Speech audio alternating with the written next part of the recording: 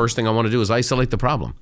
When you're a salesperson, you're trying to solve somebody's problem. You're trying to solve somebody's problem. And you're trying to isolate it. So you want to ask open-ended questions. Now you could say that's a technique, for sure it is. But then you listen. And you're listening. And you're locking in. Steve Jobs says, if you define the problem correctly, you almost have the solution. I would say to people all the time, what's your fear or concern about the upcoming transaction?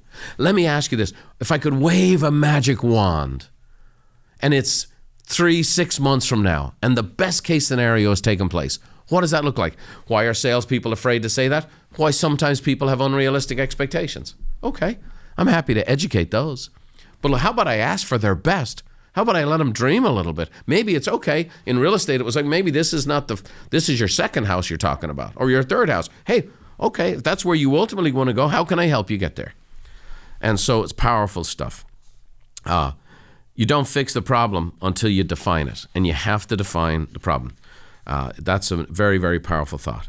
The second thing you want to do is, in your ability to consult, is you want to sort between fears, needs, and wants.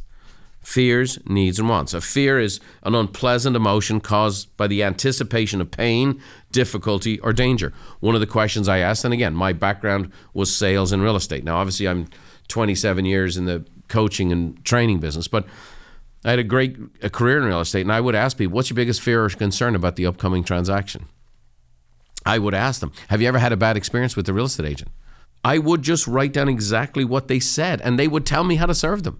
They would tell me, no, well, he didn't listen to us. We felt rushed. We just felt he was all about the commission, and he didn't really hear us. When we had a problem, we couldn't get him back on the phone.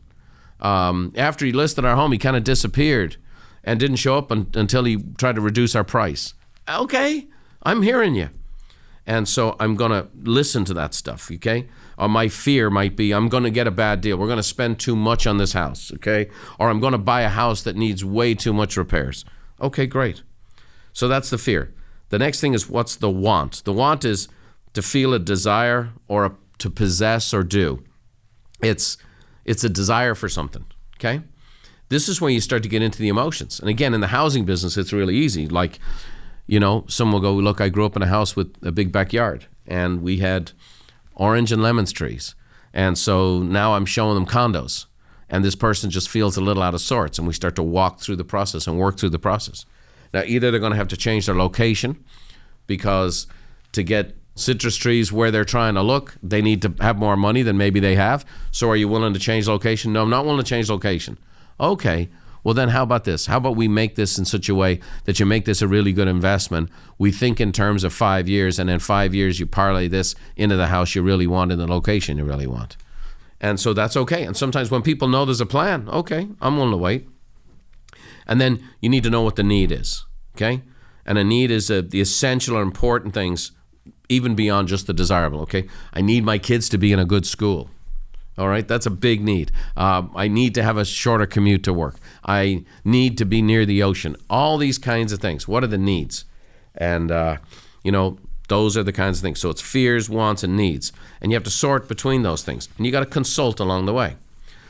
And then what you need to do is bring the customer to that winning solution as you consult, right? So it's like, this is where it starts to become, I've heard the problems, I've heard the concerns, and I've heard the desires. Now they need to know, okay, here's what's possible. And they need to hear that from you as a consultant. Here's what's possible. Thanks for watching. If you want more tips on how to think, feel, and do better, check out these videos too. Oh, by the way, don't forget to subscribe to the channel and leave us a like if you enjoyed the content.